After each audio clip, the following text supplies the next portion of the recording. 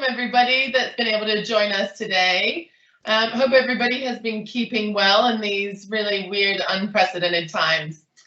I'm Catherine Hegarty of Noma Architects and pleased to be hosting our successful series of Pecha Kuchas for the RIBA Bristol and Bath branch. We're online, obviously, and it's being recorded for our purposes only. This is the first PK of the year and the fourth in the series, and it's entitled Architecture and Climate. This topic is more relevant now than ever before, with fires and floods becoming a more regular occurrence. Since the pandemic, there's been difficulties with supply chains due to lack of production and shipments, and the lockdown has affected the mindset of millions to become more reliant on themselves and their communities by acting locally and thinking globally. We've therefore put together a fantastic range of speakers today, including Paul Barker, who's from the Energy Infrastructure Manager at Bristol City Council, followed by Jessica Lamond, Professor at UWE, then Tim Mander, founder of Integral Engineering Design, and rounding off the session with Chris Askew of Askew Cavanaugh Architects. So I'll introduce the speakers, and after they've done their presentations, there'll be a few minutes for Q&A at the end. Use the tab for your questions and we'll direct them to the speakers. Leave your contact details, and if we don't have time to get round to them, then we'll try and get an answer for you. So first up, we're delighted that Paul can join us. He's been delivering renewable energy projects for over 15 years with Bristol City Council. He's leading Bristol's energy and heads up the team for installing heat networks across the city.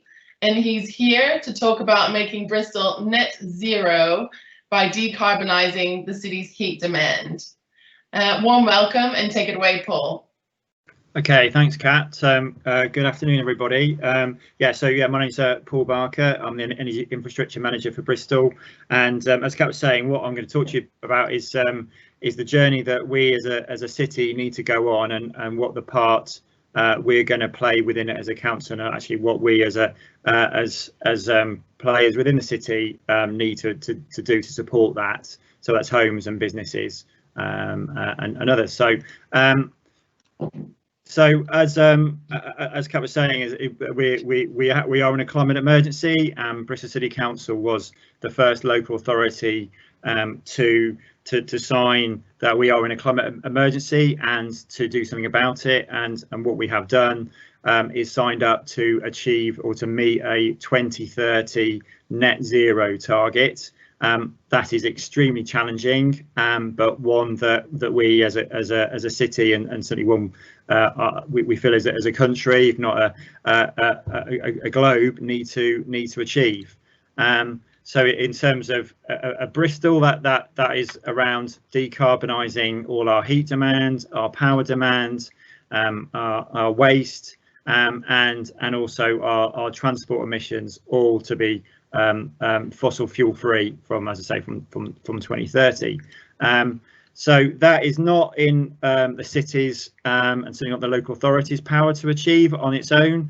If you take the national grid, for example, obviously the majority of our electricity is imported into the city. So with that, obviously from power stations across the country, and often not necessarily just in this country.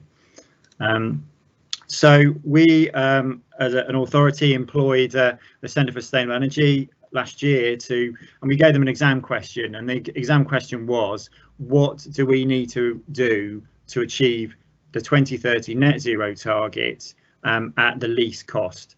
We didn't ask them to ask how and what was the the challenges. It's what we need to do. That was the exam question that was set by them.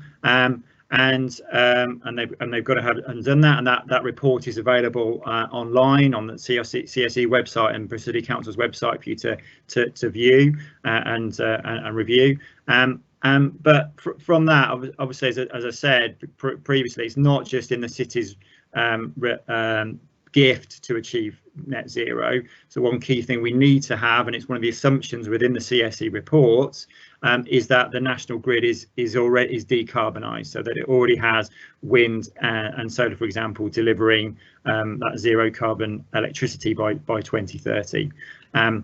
What it does say though is that there's no more gas boilers. So the assumption is that you know, the gas network is not providing gas. Yes, you could have biogas is an option, is an opportunity, but the feeling is that there's a limited amount of biogas and it is precious and it needs to be used for process heat rather than necessarily heating our homes and businesses. Another assumption that was made is around we don't want any unicorns here in that 2030 target. No new technologies that are unproven. So the CSE report assumes, for example, that hydrogen is not ready yet, and certainly there's very much a discussion point on whether it will be and when, and actually how you can provide zero carbon hydrogen in the first place. So this presumption was that isn't one that we can rely on. And the other element is around direct electric heating to supply heat. The fact that our national grid is going to be under massive pressure going forward, not only in terms of meeting zero carbon electricity demand now, but in the future, the fact that our transport needs to be decarbonised, and that is a big shift to electric vehicles. So adding direct electric to that will have significant issues or cause significant issues for the grid decarbonising.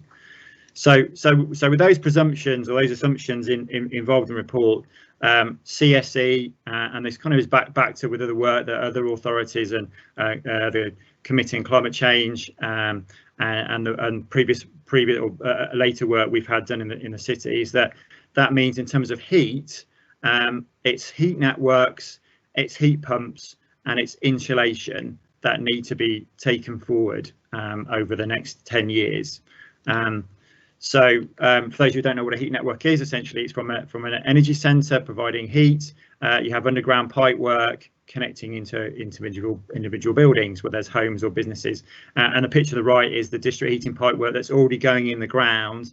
That's near Temple Mead Station. That's my office, which I saw about 4 months ago, I think now. And these are examples. Some of the buildings that we've already are either already being connected now as part of their construction programme to the heat network. So there's Linear Park, Castle Park View, and Portwall Gate. Some new developments that are happening and being constructed at the moment that will be connected to the heat network. So that means then in terms of no gas boilers, and if they're connected to the heat network, then that's either through what's called a heat interface unit, is the image in the top right hand corner, that similar size to a gas boiler, and for a large building like an office or residential block of flats, that's a substation. That's what's like in the bottom right hand corner. So and the good positive thing is that is also a smaller footprint, and also there's no air quality, improved air quality, because you've got no combustion going on the site as well. So what that means in terms of our heat networks, this is a map of Bristol and a potential locations of where heat networks would need to be, based on that being the lowest cost compared to the alternative heat pumps. But we're talking around over 60,000, actually not just homes, but homes and businesses in total connected to the heat network. That's a massive challenge. But also that heat network also needs to be providing zero carbon heat. It can't provide that heat from gas boilers, for example, or gas combined heat and power. So in terms of Bristol and our own, the heat networks we're installing at the moment, so there's the old market network. This will be, and this is an image of the energy centre that's being installed on that network. That's utilising heat from the water, from the floating harbour. So there's a 3 megawatt water source heat pump in there. And I've got, so you've got lots of architects on the line and listening and seeing that doesn't look particularly exciting. Is that because there's going to be an overdevelopment on top of that? So it's utilising that space not just for an energy centre, but an overbuild as well. That's the sort of technology that needs to be taken forward, is that sort of water source heat pump. But also we need to look at other technologies. So whether that's mine workings. We are looking at that in Bristol, but if you go to Gateshead, for example, they're doing similar to us in the floating harbour. They're installing a 3 megawatt water source heat pump, but that's taking waste heat from mines. But there's also sewer heat, which we're currently talking to Wessex Water about. There's also waste heat, and whether that's from energy from waste plants or from processing. We need to utilise all these kind of opportunities for zero carbon heat going forward. For those homes or businesses that can't connect to the heat network, because the heat network will not supply the whole of the city. In fact, the majority of buildings and homes, so the 70 to 90,000 approximately, they'll require some kind of heat pump solution. So whether that's an air source heat pump, like the image on the left, or a ground source heat pump solution, which is the image on the right. And coupled with that, there's the opportunity of passive house that needs to be taken forward.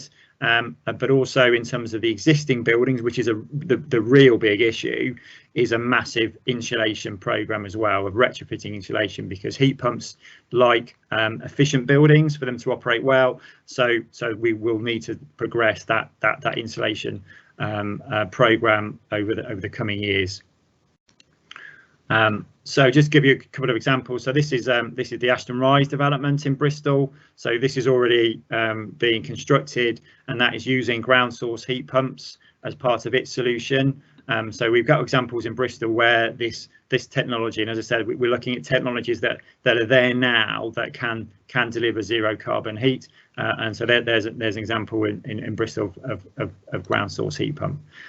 So my last slide, and so always end with a bit of a cheesy one with the sun glinting on the wind turbine.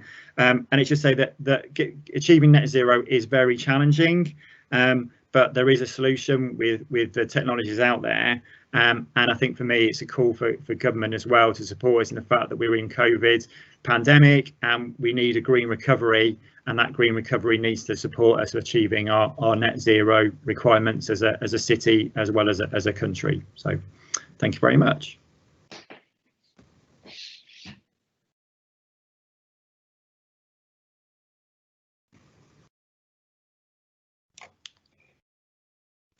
Kat, I think you've got a few questions for Paul. Yeah, that's great. Thanks so much, Paul. I'm really looking forward to the district heating. And actually, I've got a couple of projects going on in Old Market, and we've signed up to the district heating. So I think it's going to be a bit of a flagship for the area, which is super exciting. I mean, one of the things that we had to deal with was working with the housing association, and they were a little bit concerned that they weren't going to be able to provide a choice to their residents. And the other concern was that the development would be completed before the district heating. Now, do you just want to explain to some other people that might not have gone through the process, like how you guys are dealing with that and resolving it? Yeah, sure. Okay, so obviously there'll be examples where developments are going to happen before the heat network is going to be there. So in those situations, then it's likely that we're looking for buildings to be district heating ready if they can't provide their own zero carbon solution. So that may be that there is a gas boiler, communal gas boiler solution in there, and that allows us at the point when the heat network is going down the road, that those gas boilers are removed and a substation installed in their place. There's also obviously developments, sometimes they can be delayed. Our network could be delayed, so there's often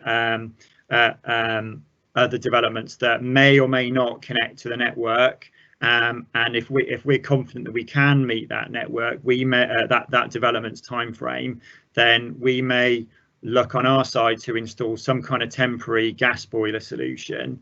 Now that is likely to be off-site.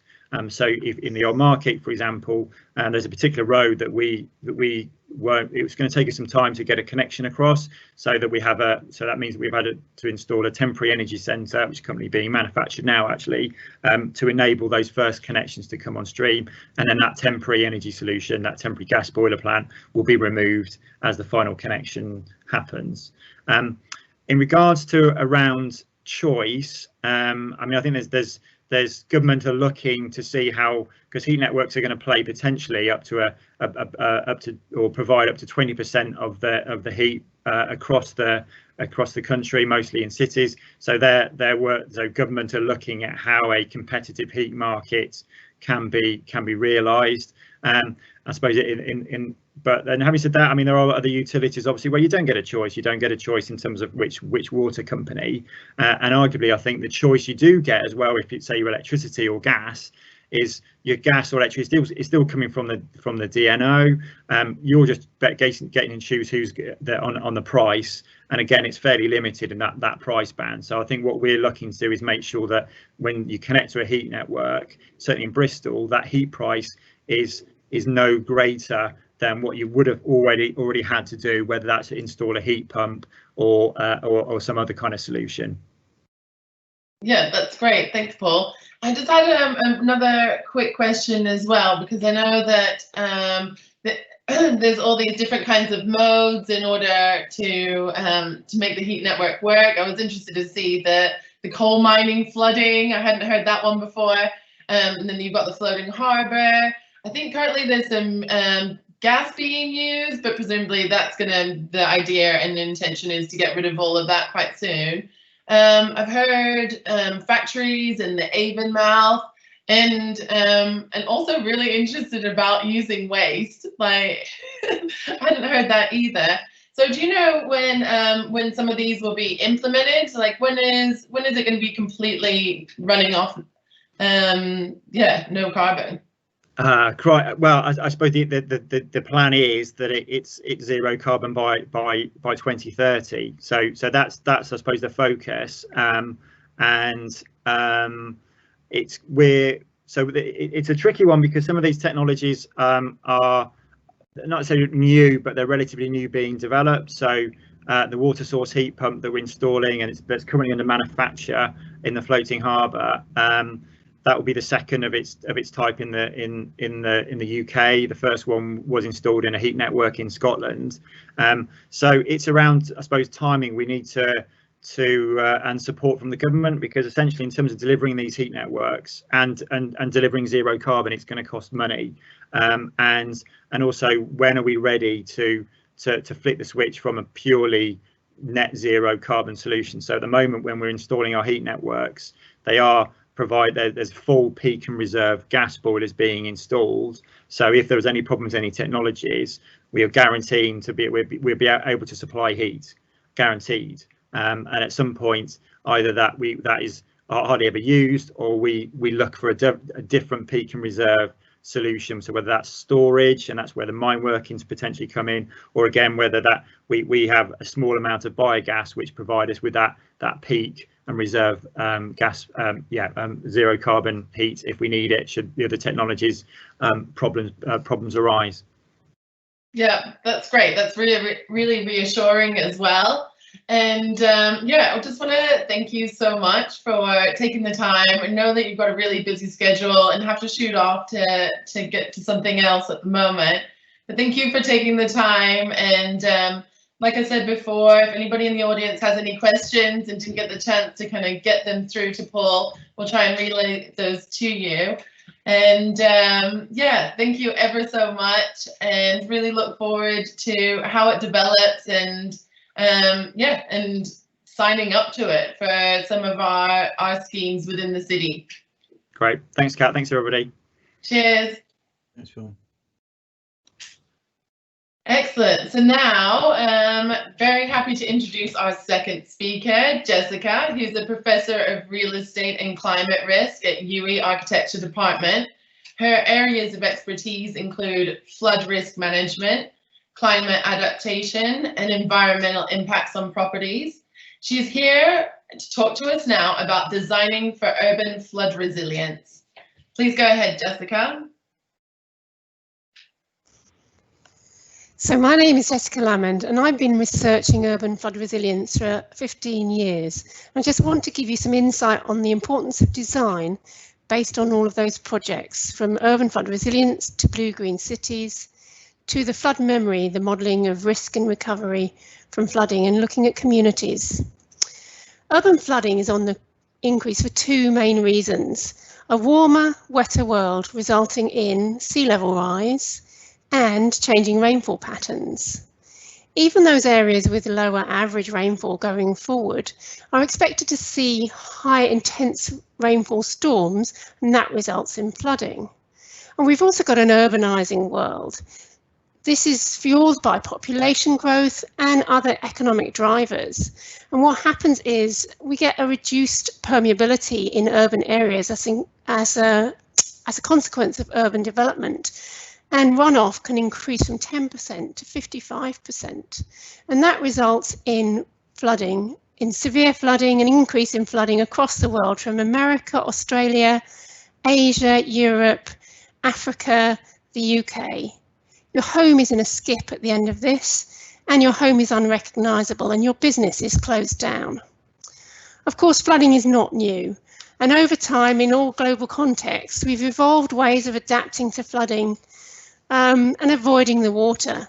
And in many cases, this is about elevating individual buildings, and the practical and design challenges associated with that are quite large. More recently, we've been systemising flood defence and adaptation under the term urban resilience. And although this means different things to different people, it's also very important to remember that it means different things at different spatial scales. And as architects, I guess you'll be most interested in the neighbourhood and building scale. So I showed you elevation going on in Chicago in the past. Going on now in Miami, the city is elevating streets to avoid flooding. They are also installing new urban drainage, but they're not elevating the buildings adjacent to these streets.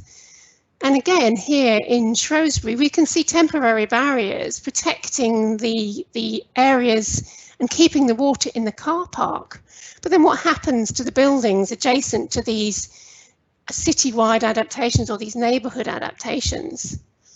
It's not easy to think about elevating buildings in the UK. We are challenged, but here are some examples in Shrewsbury of adaptations. Remember that you have to put high walkways to access the buildings and raise the services. You can put low sensitive activities like car parking underneath. And you can use soft and green urban areas to blend that in. This is the concept of blue-green cities. Blue-green cities is about sustainable drainage systems like permeable paving and greening, green walls, tree pits and rain barrels, combined with making space for water. So that here we can see in a controversial development in Shrewsbury on the former football ground, we see low green areas in the middle and we see higher walkways protected by walls. This is to ensure permeability is maintained in the green areas, whilst allowing the water to flow in when the river rises. And here we can see the same development in the floods in 2020, where it's the worst flood since 1947, something like 5 metres above normal flood levels.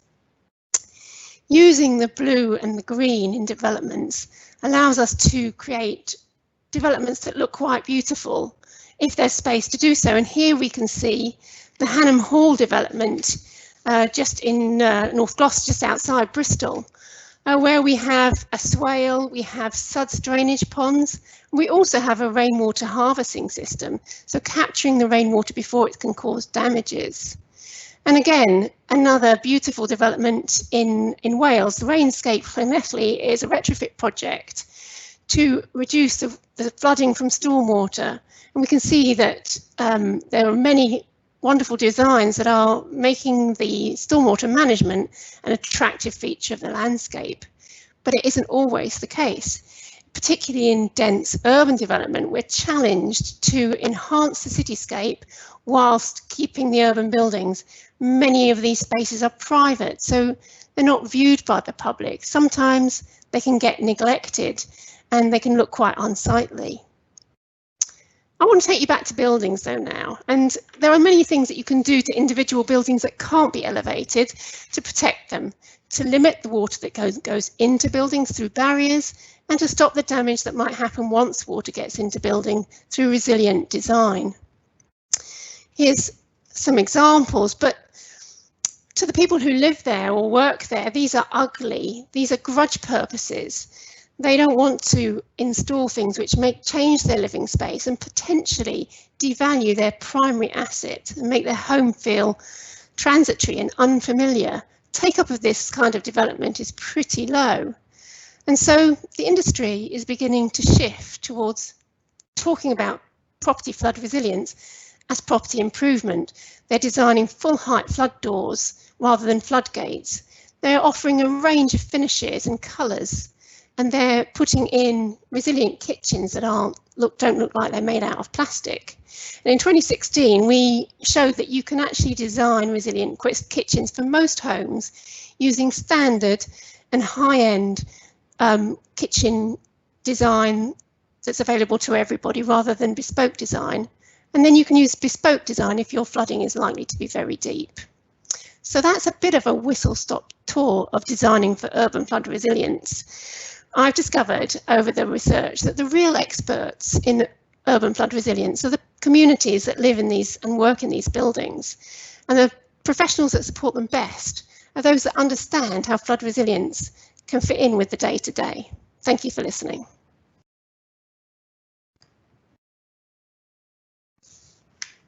And thank you so much, Jessica. That was some really interesting information. Like you said, it's obviously like with the style of presenting, it goes through quite quickly. So I'm sure that there'll be some questions at the end for you. But just at the minute, we'll go on to Tim, and whose practice provides integrated design solutions. He believes engineers should specify materials to reduce costs and lower embodied carbon. He'll be talking with us today about how we as architects can better understand embodied carbon. So I'd like to put it over to you now, Tim. Thank you. Can you share your slides, Tim? Yes, I'm showing them. Can you see them? Not yet.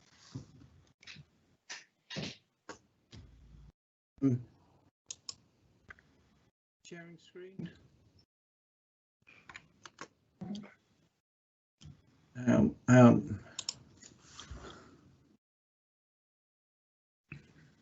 Jessica, just while Tim is getting his presentation up, I did have a quick question for you regarding some, maybe there's like some toolkits or specific websites that people can go to, and maybe you could make some of that information available to us. I mean, in particular, really interested in learning a bit more about the blue-green and how to deal with some development so that the sort of landscaping can be integrated within the design. Okay, so there's a range of resources, but there's no one-stop shop really for the things that I've talked about today. There's a one-stop shop for property flood resilience, which is provided by the BRE, and that website is floodguidance.co.uk.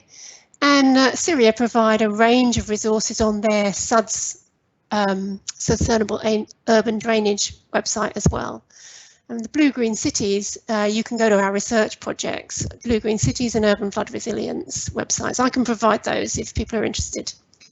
Thank you so much. That'd be great. And Tim, how are you getting on? Yeah. Can you see my screen? Yeah. Yep, got it. Okay, can we go? Should we go? Yep. Ready, Catherine? Brilliant. Okay.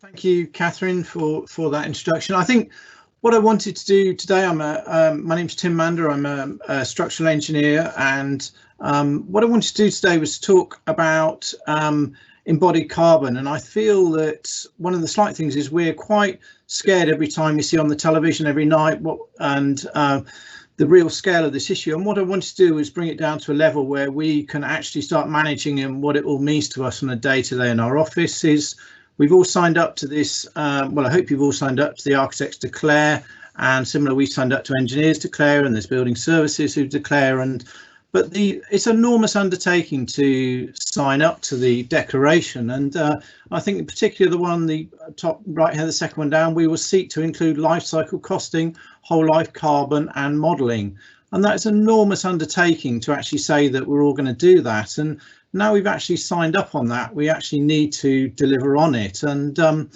And I think what's quite important is that you can blow your mind a bit with lots of different carbon figures, and we need it to bring it down to a level where we can all understand this. So what we've tried to do is try and educate everybody within the office so that they understand what carbon means, what these figures mean, and how it affects their everyday life. And so the way we did that was that we actually produced there are lots of carbon calculators on the internet. And we took one of these carbon calculators, and we as a practice have done this, and we've had a lot of fun with it, and nobody's pointing the finger with this. And but it is a good indication of where we are spending our carbon. Some of us used to fly around and one thing or another, and so it's quite interesting that where all this carbon is generated from. And so I say we've done this as a practice. It's then given us the ability to understand what it means when we start specifying carbon. And this is my carbon footprint. I think I'm just under 10 tons. I can't say I'm particularly proud of this, but anyway, and I'm working away at it. But it is quite a bit of fun to do as an office, and I would encourage you all to have a go at it. And just to put it into context as well, that for me to offset my year's carbon, I'll need to plant 10 trees, and I'll need to see those through for the next 40 years. So it's an enormous undertaking, and of which I haven't got a big enough garden for all these trees. But I do think, though, that it's very important that we bring it down to the level that we do understand what it all means. And there we all are as specifiers of carbon. This is our office in Bath, and everybody here is just clicking away on their computer, and we're basically specifying carbon all the time, and we need to be very, very careful about how we specify this carbon, and trying to minimize the amount of carbon itself.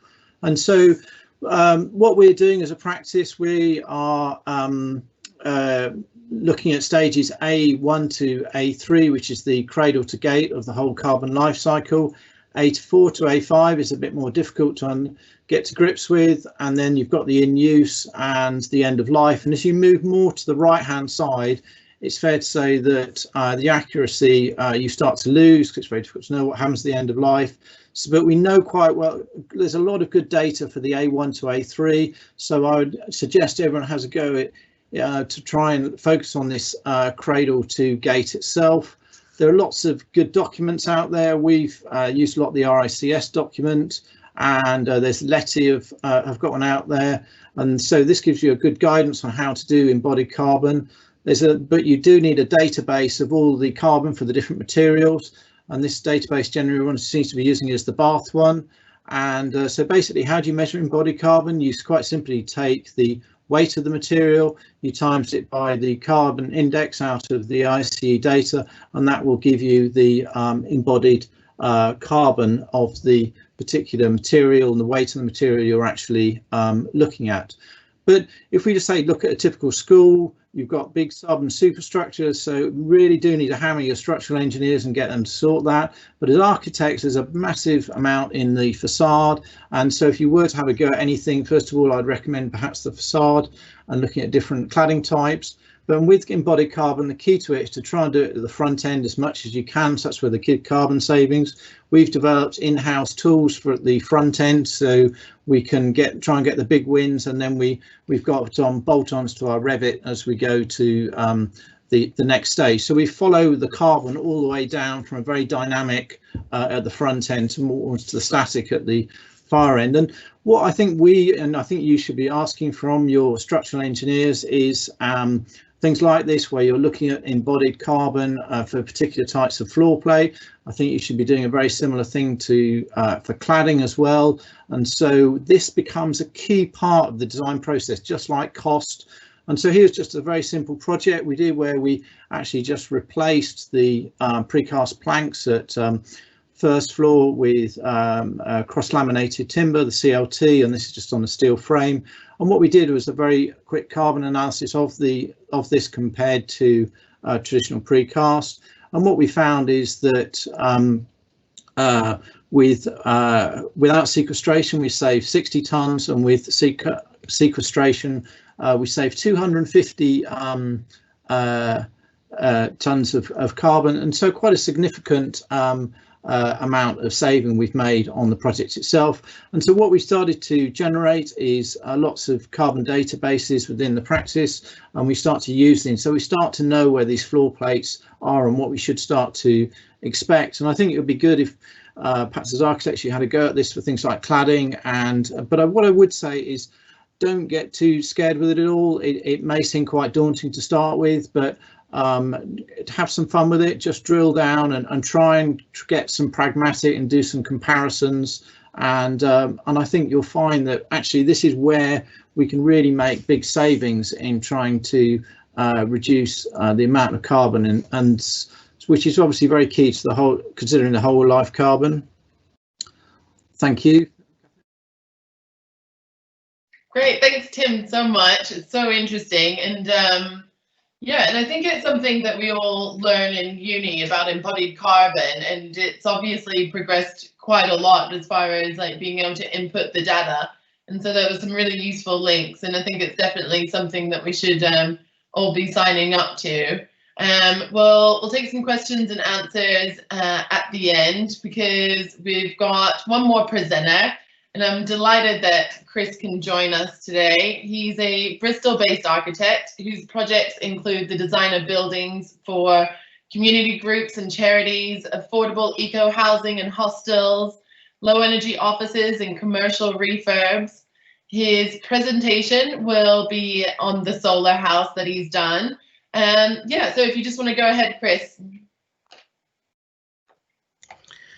Chris, shall we see if we can show your slides? Yes, we will. Thank you for the introduction. Tim, are you stop sharing just to make sure? Yeah. Yeah, ready to go. Okay. Okay, let me introduce myself. I'm Chris Askew, and I'm a member of Askew Kavanagh Architects. I want to talk today slightly less scientifically than Tim, but thank you, Tim, about a couple of projects of ours and the typology of the solar house as part of doing that. So let's launch into that straight away. Here we go. So in 2013, I was approached by a friend to look at the design of a zero bills house for SolarSense in Backwell. Later on, they added 2 eco homes to the site, to the brief. But I'm going to start by looking at the story of the solar house with some recent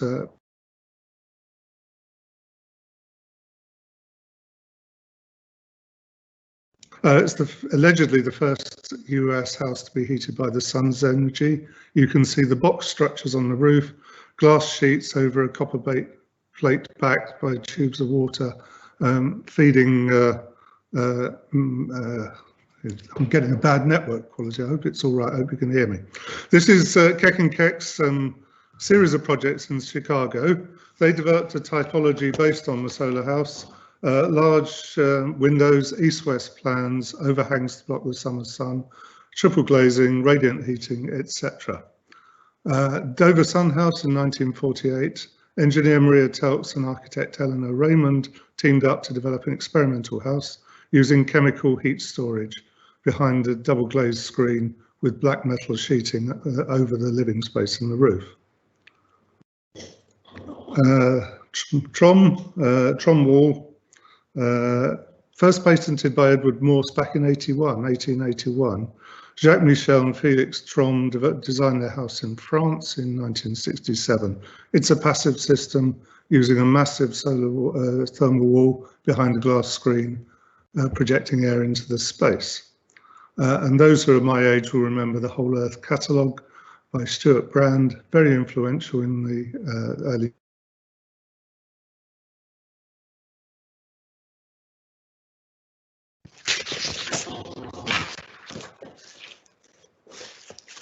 One of the movements that came out of that period was the Earthship House, Michael Reynolds' initial design, a very singular type of passive solar house with glazing angled towards the winter sun and heavy mass floors and walls behind, often built in recycled car tyres. Simultaneous with this, Paolo Soleri's Arcosanti project in the Arizona desert, necessarily considering how to live with the sun, but perhaps a bit less scientific and more of a social experiment. Our next one is a very important one. It's the Saskatchewan Conservation House. This is actually a forerunner to Passive House. Super insulated, super airtight, and included one of the first domestic heat recovery systems alongside glazed insulated window shutters and south-facing solar collectors. So very familiar. And this, in fact, this is the world's first passive house in Kranigstein, 1991. Measurable standards, and it was actually a co-build by 4 families together, so interesting in that respect, but it's the first move to fabric first, I think, taking over.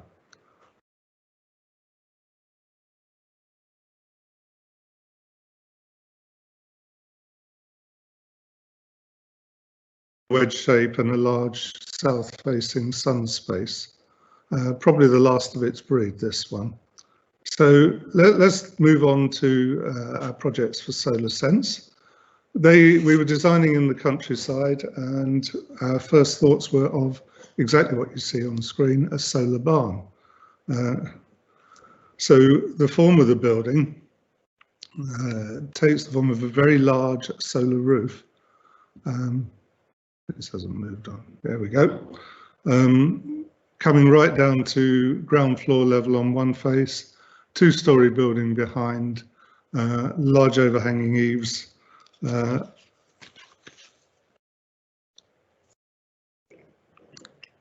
So we move on from the sketch view to a picture of the actual building. Here you see that large roof. It's very strong, and it actually develops 12 kilowatts of energy. That in turn, we're now looking at an integrated process. That in turn runs a ground source heat pump, which provides heat through underfloor heating, and the building is also served by MVHR. When you go inside the space, we use the solar panels over roof lights to get a very interesting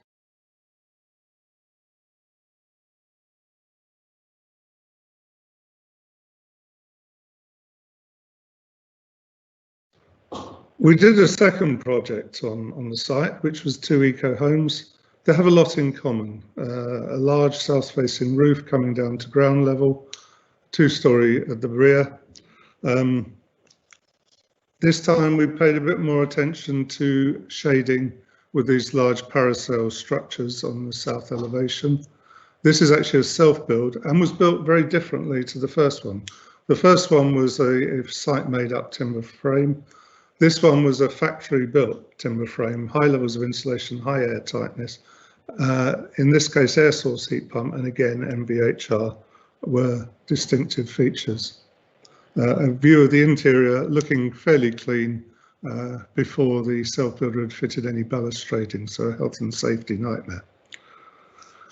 There was a further project as a spin-off from this, and working with manufacturers of solar panels, we got involved in a research project, and this was a relatively new form of solar cladding using transpired solar collectors to preheat ventilation air, much like some of the earlier examples I showed you, which I skipped through, and including the Tron wall. This actually became a major project for the practice in its own.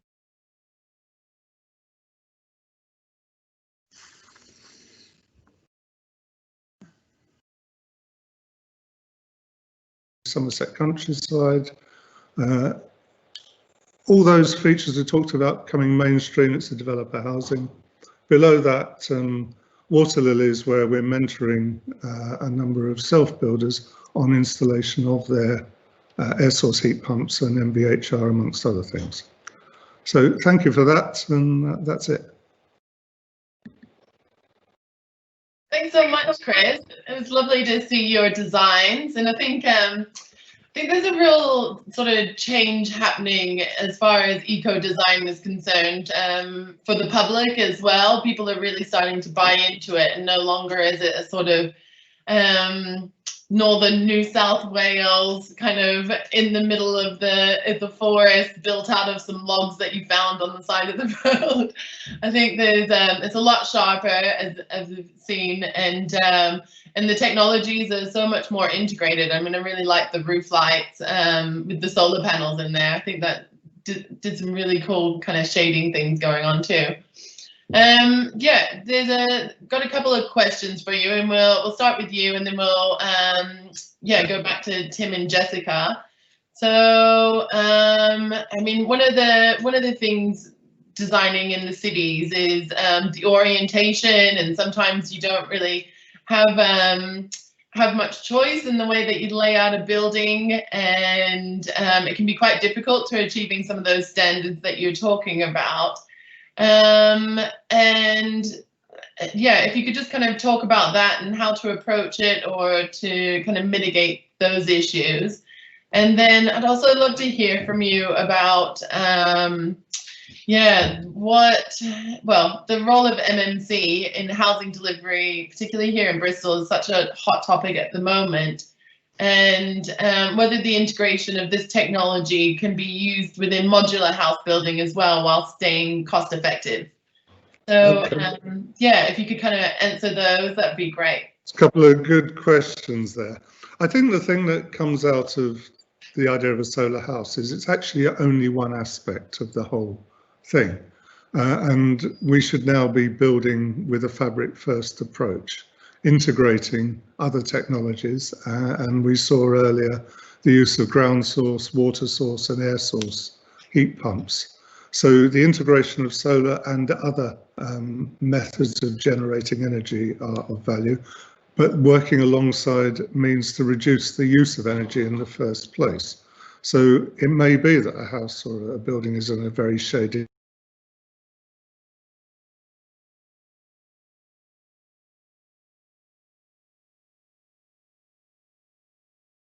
methods of construction, and it was really interesting that the two buildings on the Solar Sense site are built very differently. One was built traditionally with a stick timber frame constructed as you went. The other one, the second one, was built in a factory using effectively modern methods of construction. The first one, you could count in months the period it took to get the external envelope up. The second one went up in 10 days from floor slab to being weathertight, effectively. But it did have a 3-month period of preparation before that, whilst designs were rationalised and it was manufactured in the factory. But what's important about the modern methods of construction is the ability to get some detailing very right. You know, things like airtightness, because you've got factory level control of construction. And that's absolutely essential, I think. We live in a world where if you buy your new BMW and there's the slightest thing wrong with it, it goes back to the factory.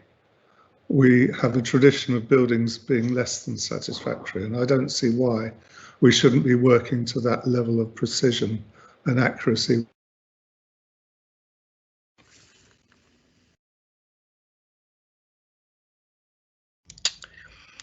Kat, we're just having a couple of connection issues with Chris, sadly. So we might need to have a look at some of the questions in the Q&A and bring some of the other guys in. Sorry, Chris, are you back? I'm still with you, yes. Okay. How much did you lose? Pardon? How much did you lose? I don't think so much. I think it kind of, yeah, it just briefly cut out.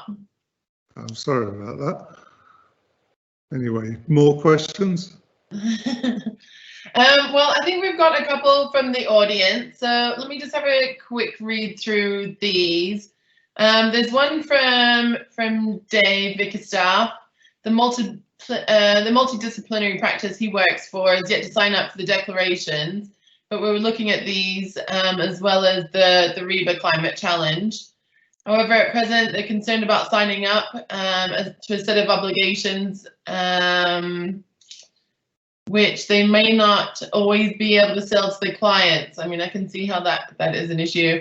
Is it feasible to commit to this if the commitment is not always possible? We've seen some larger practices signed up working on major transport schemes and going against the emphasis of reducing carbon. So maybe Tim, because you were having a chat about that, maybe if we go to you, and maybe you can get us to better understand what the obligations are and what happens if you don't meet those obligations. And should we be scared of signing up if we're a bit worried that we can't do them all? That's a fabulous question. Thank you, Dave. I think that it was very interesting, Dave, when it came out for structural engineers to sign. I felt very uncomfortable about signing it because there is enormous declaration in there to actually sign up to those things, and there are lots of other things in there about doing post-occupancy evaluation and things. So I think that you're absolutely right to think long and hard before you sign it, but what I would say is that it's aspirational, and I think that nobody's going to be pointing a finger and say you didn't do this, that or the other. I think it's trying to get a collective that actually moves this agenda forward, because I think without doing so it won't happen. So I think that what I would say, David, I would probably encourage you to sign it, and I would actually try and have a go at it. And you are not at all unique, and I think it's great that you're actually thinking long and hard about signing up for it, because it's quite an undertaking, but I think that it has the aspiration is for it all to move in the right direction. But no, it's a very good question. Thank you. We've actually got another one from the audience from you, Tim. So we'll take this one from Stephen Misawoya, and it's what in-house computational tools skills were required to develop the carbon modelling tools. I think he's asking what sort of software perhaps you needed in order to get those together, and how much time did it take to stick it all together, and how regularly you make use of the tools throughout the design stages. I think with all this, that the key to it is not to get too scared by it, and there are carbon modelling tools out there on the internet. We just developed in-house and some very simple spreadsheets. I said in the presentation, you're basically taking the waste of the material and timesing it by a number out of the IC database, so it's relatively straightforward for Excel spreadsheets. I'll probably encourage you to do them in-house if you can, because then you've got total control of them and they don't get overly complex. How long did it take us to develop? I don't know. We just apportioned it to various members of the office. I don't know. It's probably a week or so. It's nothing too onerous, but it's fair to say that we do adopt it now on all our projects. And what is interesting is that even if clients don't ask for it, we actually show them different options with different amounts of carbon in it. And I'm very interested by it, and we've had a very positive response to a lot of clients who perhaps we wouldn't have thought would be interested, being very interested in it. And so I would encourage you to have a go at it. It's not too frightening, and it does create some quite interesting outputs that can therefore influence the design. Yeah. Great, and we've got just one final question for you, Tim, from David Wilson, and then and then we've got a couple of questions for Jessica as well. So the final question is, with your comparison of carbon cost of alternative floor frame solutions, how does this relate to the financial costs, and how did the conversation with the client go regarding the choices? So I suppose it's kind of wanting to know if there's a bit more of an integrated approach, so you can understand the embodied carbon, you can also understand the cost, and then how you can present those to the client, because quite often it's, the projects are run by pound signs at the end of it. Yeah, I mean, I think we generally try and minimise the specification of all materials, and in minimising the specifying the amount of materials, you would generally help to minimise costs. So there is a very kind of crude thing that if you minimise the amount of materials, you will minimise the cost.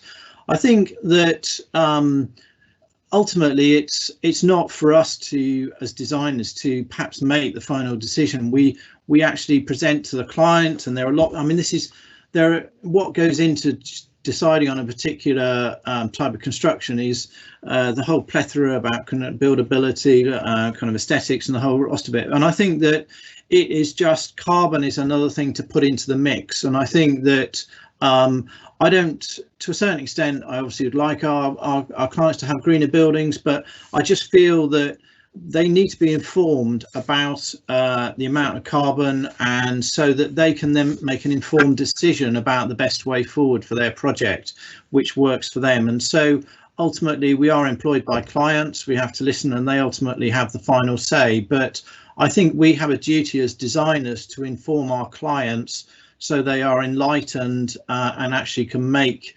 that informed choice based upon carbon, which is just another thing to add into the complex mix about kind of design choices.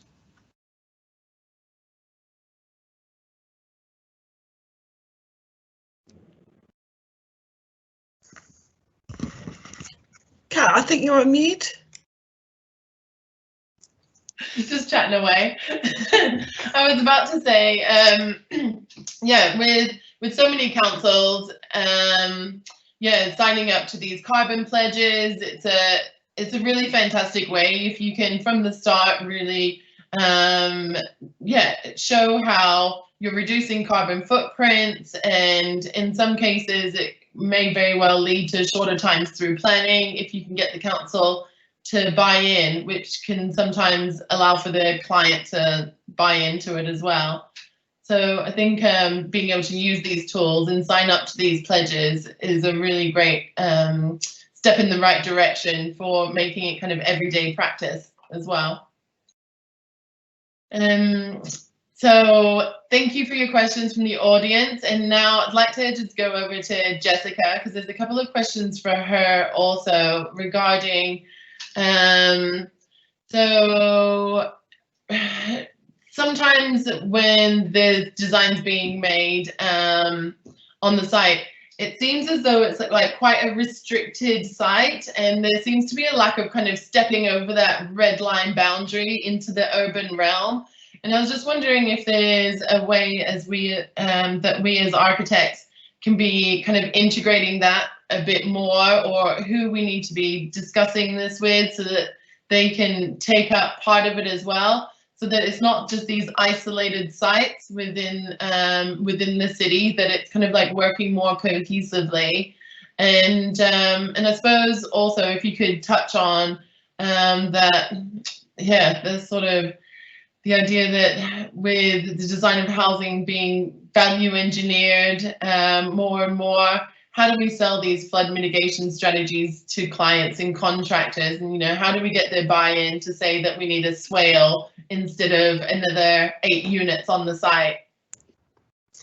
Yeah, that's a really good question. So one of the things that we looked at within the Blue Green Cities project was how exactly you need this kind of vision at a citywide, or you know, you need to be thinking, or city planners need to be thinking at that spatial scale, and then architects and building contractors are working within some kind of master plan for this really to work, for you to get a really blue-green city. So you can do piecemeal on every building, but for this really to work, it needs to be a grander scale vision rather than the nibbling, which improves things but doesn't really create the blue-green dream, if you like. And it is a real challenge, and I can give you lots of examples of where it doesn't work, where you might start off with a master plan and you try and comply with it, but your next door neighbour does something different, and that can completely destroy a scheme. So it is about keeping communication channels open making sure that when you're discussing things, you're discussing them early, that you're involving the planners in pre-design, that there are some that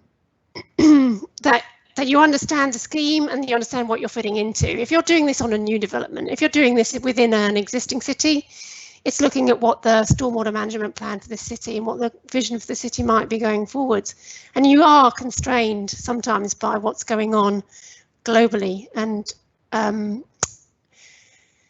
so for Portland, for example, there is a massive scheme that people can easily slot into, and in Newcastle equally, that's becoming the case.